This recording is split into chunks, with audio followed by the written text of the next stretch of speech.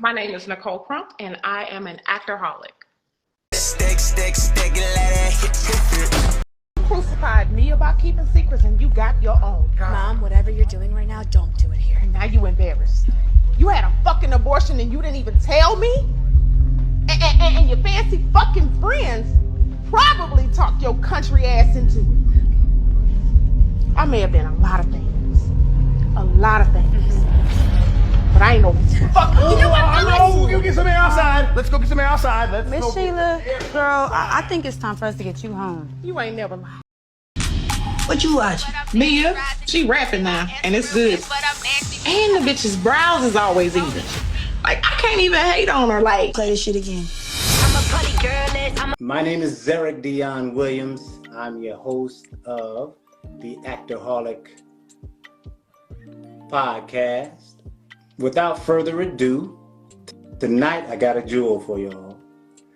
And we've known each other for some time. We almost worked together because we was on a stage play. But, you know, it never just panned out. But anyways, that was a long time ago. yeah. But for those who don't know, for those that do know, I want to welcome to the show Nicole, the actress Crump. Y'all give it up.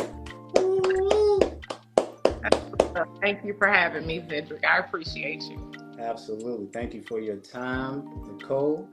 So, first of all, how you been? I've been good. Grinding, working, trying to maintain it. Yes. You know that, I don't know if you're SAG or if you're still non-union like me. SAG eligible, we both are, I'm sure. But, you know, that kind of had us at a standstill for a minute there, right? For sure. It was scary, but I'm glad we came to an agreement. Yes, we have come up out of that thing. I'm so glad. For sure.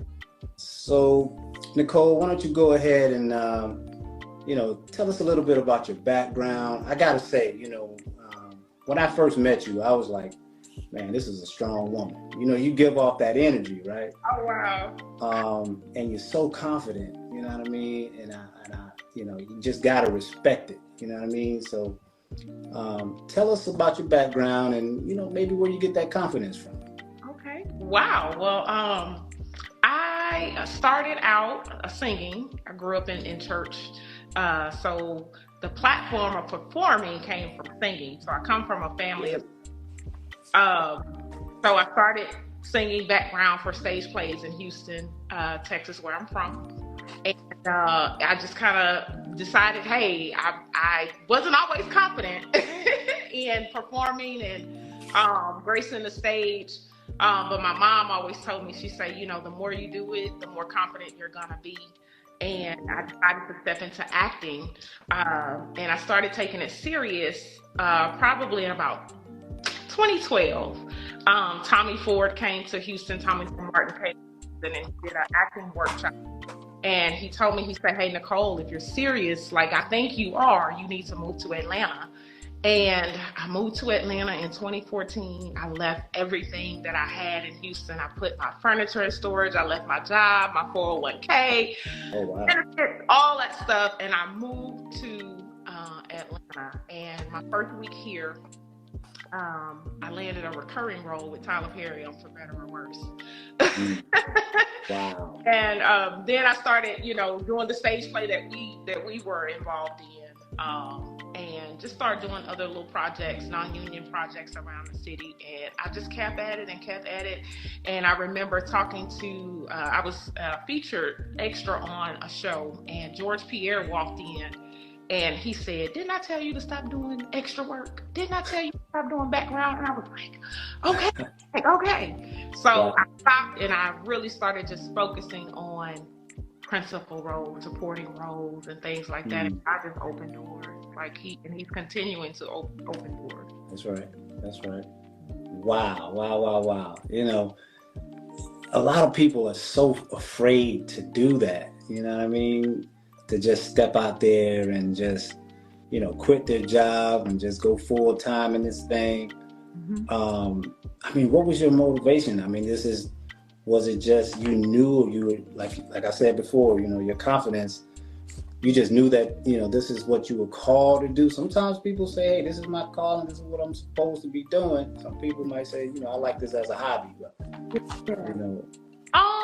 I knew it was my calling. God showed me in dreams when I was a kid, like what I'm supposed to do, and I was always scared to do it, being a victim of molestation and sexual abuse, my voice was silenced for a long time, for a very long time. And I said to myself one night, I was talking to God, and I was like, why me? And he verbatim just kind of showed me strategically, what my life is going to do, what I'm going to do in this world, and how I'll be impactful to people. And so I said, it's not just about me, it's about others, and so I took that, and before I moved to Atlanta, I was nervous. I didn't know anybody here in Atlanta. I left Houston with just my car, my clothes, and that's it. But I was listening to Tyrese. People be knocking Tyrese, but Tyrese gave a word. He said on a video that he posted, he said, you expecting God to open doors for you. You expecting him to give you, the desires of your heart and to walk into your destiny when you scared to trust him.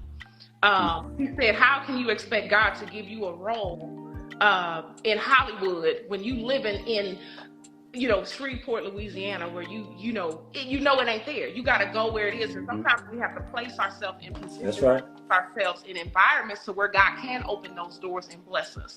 We got to support the word. We got to do it. So I took that, and I was like, that's my sign.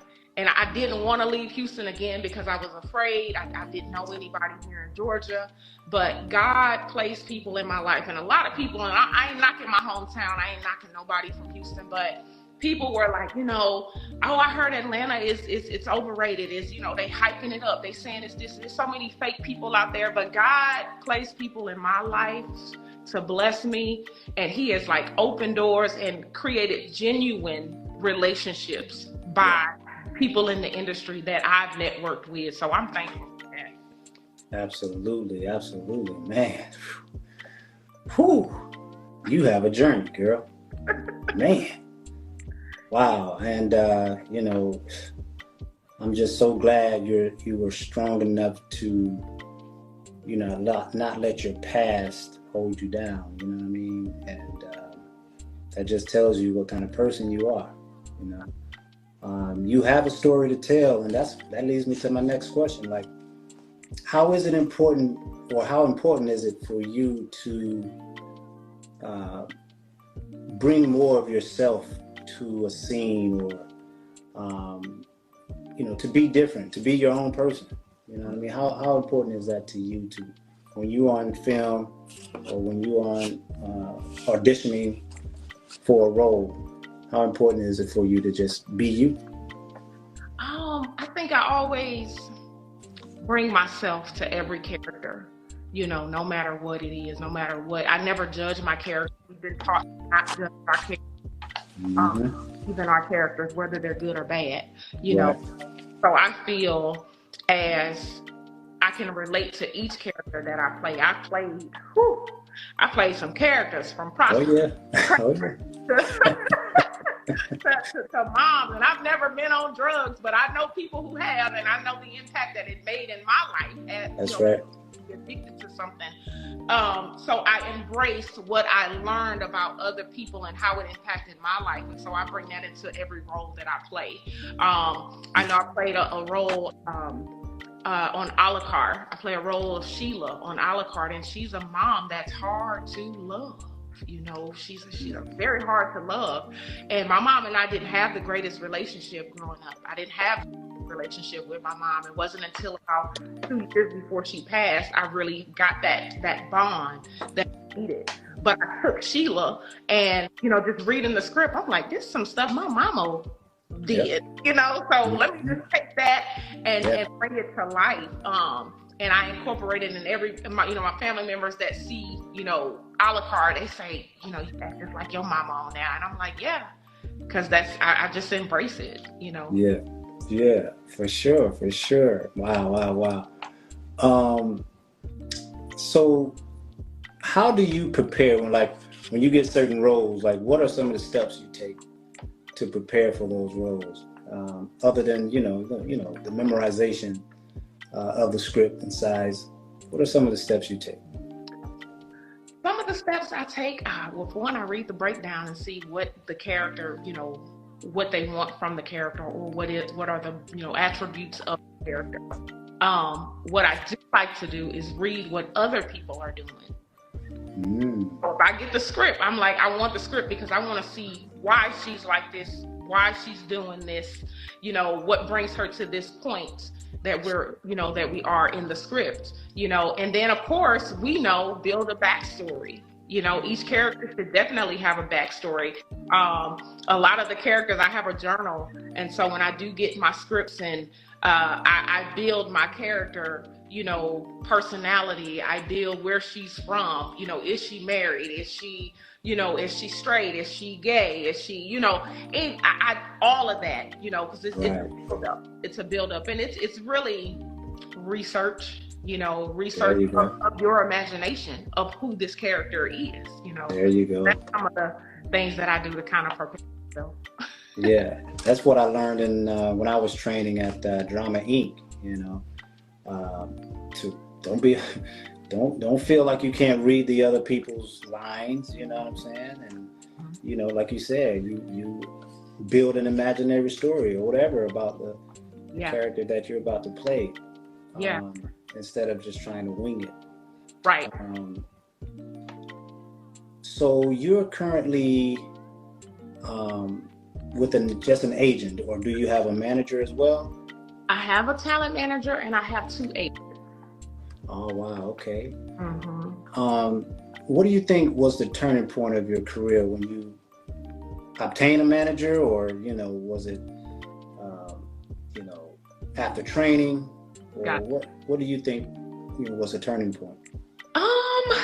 Right now it's funny. I've been with my talent manager for over 6 years, as well as my agent. So I have 2 agents. I have one here in Atlanta and I have one in New Orleans, and then I have a talent manager that's here. My talent manager studied me for about a year before she even said, I want to represent you. She studied me and she was like, her roster is it's small, but she works for us. Like, she gets us. Some of the shows, you see me on, it's because of her, and her, submitting me, and they tell us a lot, talent managers shouldn't submit to stuff, but, I've learned this month, that it ain't really about you. It is about your talent, but it's also about who you know, because the industry is big, but it's small, and people talk. These agents talk. These casting directors talk. The directors, producers, these people talking. So it is about who you know, as well as talent. But I feel like now, 2023, I think I'm at a pivotal point. At that pivotal point, I think, it was kind of getting there from, 2015, 14, when I got here to it really does take years. Oh, yeah. I tell people all the time, man, you're not going to just, I'm not saying it can't happen, but 99% of the time, you're not going to just pop on the scene like that.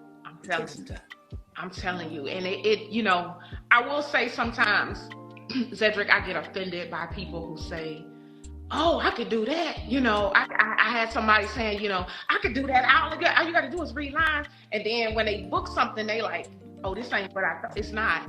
It's not. We take this serious. Exactly. No, it's not just getting up, reading lines and reciting lines. It's not about that, Exactly. People, I'm like, okay, so you want to do what I do because you see me, and you know me, but you see me on the screen. Oh man, I want to do what you do, Z. Yeah. I'm like, bro, you might know my story. You might know my glory, but you don't know my story. Yeah. Yeah. So it took me a while to get here, man. So don't ever think, for people out there who's trying to get here, don't think it's gonna happen overnight, because it's not. But you know, don't be mad about that. You know what I mean? Right. You know, welcome it. You know what I'm saying? Welcome the journey, because you're gonna just learn and you're gonna grow and be the best that you can be at it. Yeah. Well, if you're looking at the fame of it, that's the fame, money, because the money ain't always there. If you ain't sad, you know, it ain't always there. It ain't. You know? and we've done a lot. I can attest that we've done a lot of free stuff. I'm telling you, it ain't always there. It ain't what you think, people. You shoot. Not at all. I remember one time I got paid with a spaghetti plate. Like, I don't got nothing for y'all, but I tossed some spaghetti. You know? I was like, you know, Lord, it's going to lay hands on me right now, because I'm about to listen to you. Hear me? It's like, what my money, man? No. You know what I'm saying? Shoot. So we talked about, you know, you having a manager and you having an agent. How important it is for you to have a relationship with your agent? Because I'm gonna tell you, with me and my journey, my first agent, it was decent, but you know, I would have liked to have had a better level of communication with her, you know, or with them. But how important it is for you to have a relationship and be able to communicate with your agent? It's definitely important. I know, you know, my agent here in Atlanta, I wouldn't know them if they walked in the room right now. I've never seen a picture of them. I've never, nothing. I don't know. I just know their names. My agent in New Orleans, I've been with him about as long, and he and I talk on almost a weekly basis, if not daily. If I have an issue in my personal life, I can call my agent in New Orleans. You know, I book so much with him. It's always good. You can be on a roster, you know, and not be effective. You know, you can be on the biggest talent agency that they got time with them and still not book. You know, for me, my agent in New Orleans, it's very small. And I've been with him for so long, from, you know, booking Adult Swim to BMF to, you know, a la carte to, you know, recently Zatima, you know, Tyler Perry. So it's important to build a bond and a relationship. I can't tell you that I talk to my agents here in, you know, Atlanta often, because I don't. I ain't even gonna hold you, Cedric. I got an audition from them about right when the strike was over, and I was like, oh Lord, I didn't know y'all was still representing me. Okay. Because when I email, I don't get a response, you know, or if I do, it's days later. So it's like, and then sometimes the roles that I do get booked for, you know, after speaking to them, it's like, hey, y'all, this is how I'm trying to brand myself. I'm being submitted for roles that, you know, I said I wouldn't do no more. But, you know, it is what it is, but it's very important. So now you said you have an agent in New Orleans, one in Atlanta. Is that considered still the Southeast? It is. So when you book, do you have to pay them both? So, no. I pay whoever books me for the project. Okay. So, like, both agents submitted me for Zatima. The role that I booked with Zatima, I went to my agent in New Orleans because that was one of the roles that I was submitted for through him. The other agent here in Atlanta, they didn't submit me for that role. So, you know, yeah. Okay. Now you know you've already mentioned some of the projects. Congratulations on Zatima, by the way. Thank you. And you've worked with Tyler in the past. You worked with Raven. What is it like working with them? I mean, how is it on set working with Tyler Perry? Here's the thing. So when I first worked with Tyler, when I first got to Atlanta, I was an extra for 4 seasons on For Better or Worse, playing a stylist in the salon with Tasha Smith. And Coca Brown and Michael Jai White and all of them. And it's funny, it took me, you know, people say, you know, oh, you know, once you in there, you in there. I will be returning to Tyler Perry Studios next week as a principal, you know, and it's funny, you know, because it steps, it's a grind, you know. I did extra work in 2014, auditioned for Tyler up until now, and now I have a speaking role, you know, on a popular show. So it's a blessing, and I thank God for it. It's a grind. But do you think this is a recurring, or is it a series regular? Or maybe I'm speaking it into existence. We gonna see.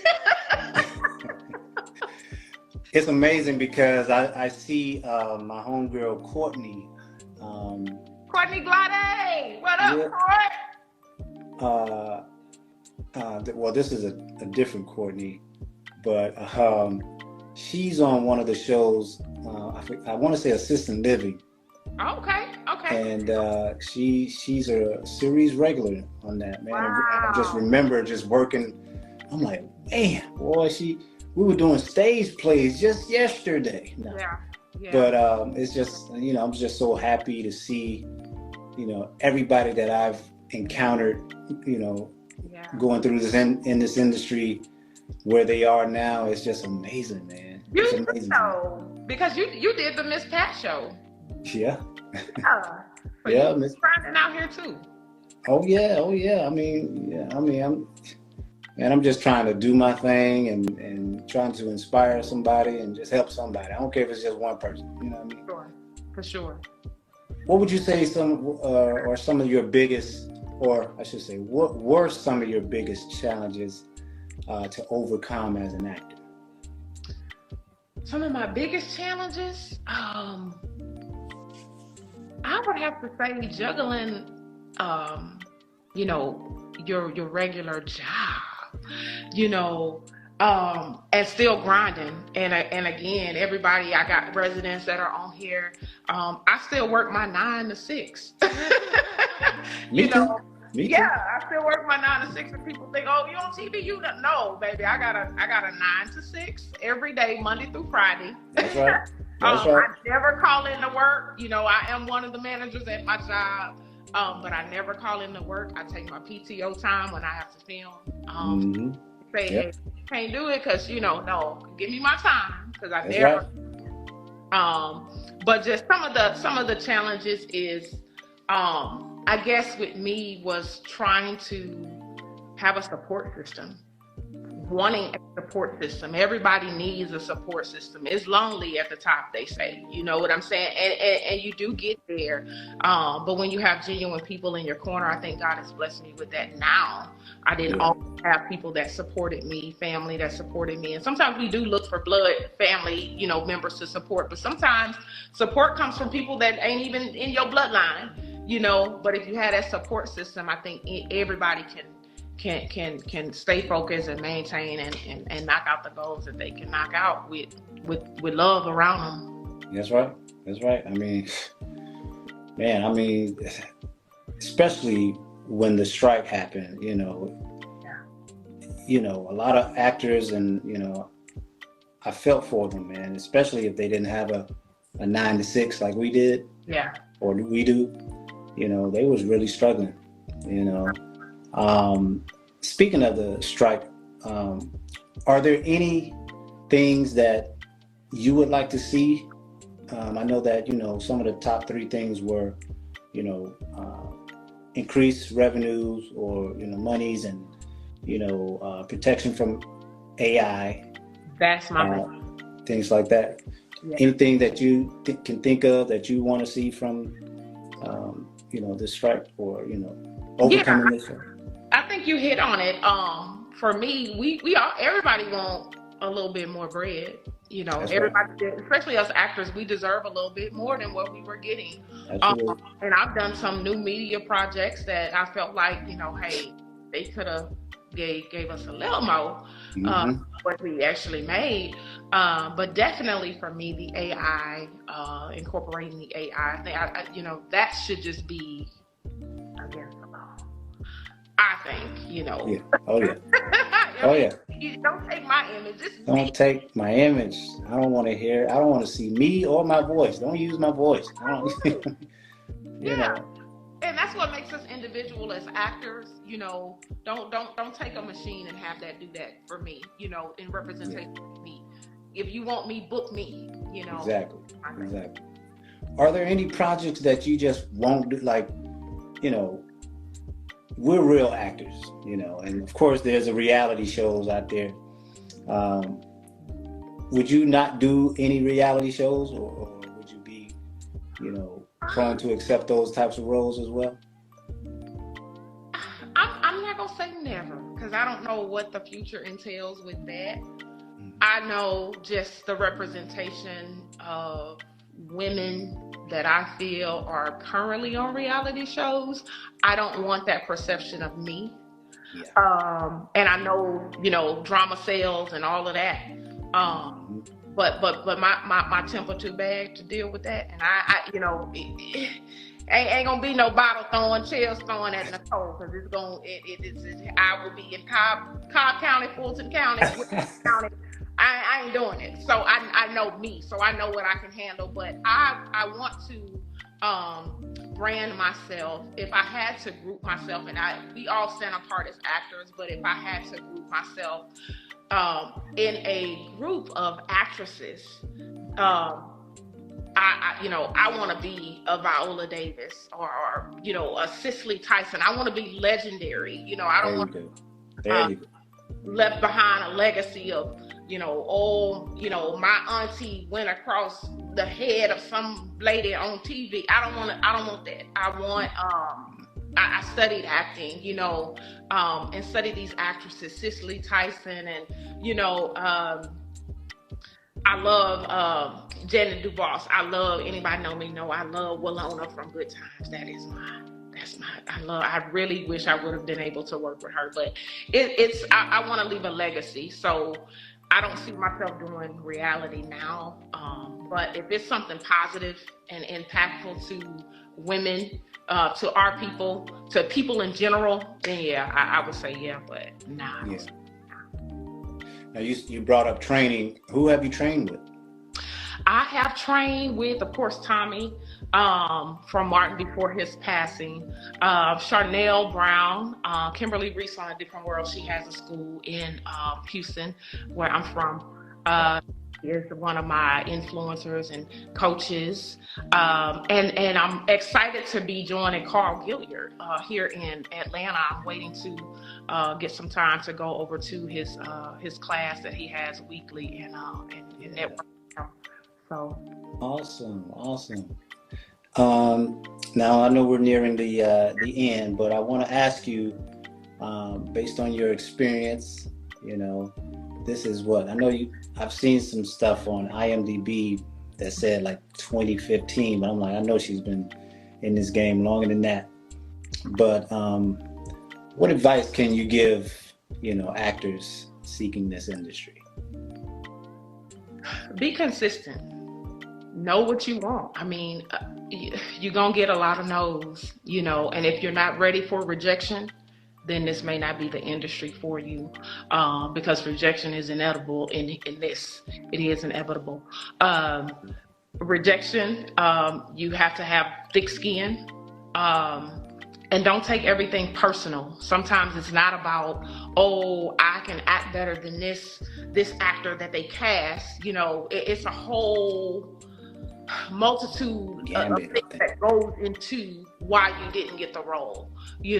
I look back and I have to check myself on it. I was scheduled for, I was pinned for The Good Lord Bird on Showtime, and with Ethan Hawke. And I was devastated when they told me that I didn't get it, because it was between myself and the young lady that they cast. But in the book, and even in the casting breakdown, this particular actress, they wanted to be 60 to 70, slender bill, you know, but I did book the room. So I had to check myself and say, you know what? I was back, you know, in my late 30s then, you know, and this was few years ago. But I still booked the room. I was pinned. So sometimes it's not all about, you know, what you can bring to the table. It's a whole plethora of things when they do the casting and then when they make their selections and things like that. But I booked the room and that is good. So that's how I look at that. You impressed. You did your thing. You impressed the directors, the producers, and that's what I tell actors all the time. Don't worry about booking. Yeah. Because at the end of the day, it's going to be out of your hands. But as long as you impressed the directors, the producers, casting director, you know what I mean? Yeah. You did your part. For sure. And let God handle the rest, right? That's it. You know what I'm saying? Oh my God. Nicole, I'm so grateful that you were able to give me at least 30 minutes of your time. Thank you. Now, before we go, and I'm going to also tell you to make sure you share your social media page. But before we go, I want you to, on 3, I want you to say your name and I'm an actorholic. Okay. So on 3, 1, 2, 3. So go ahead and let people know how they can follow you. All right, y'all. Y'all can follow me on Instagram at actress Nicole Crump. On Facebook, Nicole Crump. That's where you can find me. Awesome. And guys, thank you for joining us tonight. If you haven't joined my page, it is ActorHolic's Pod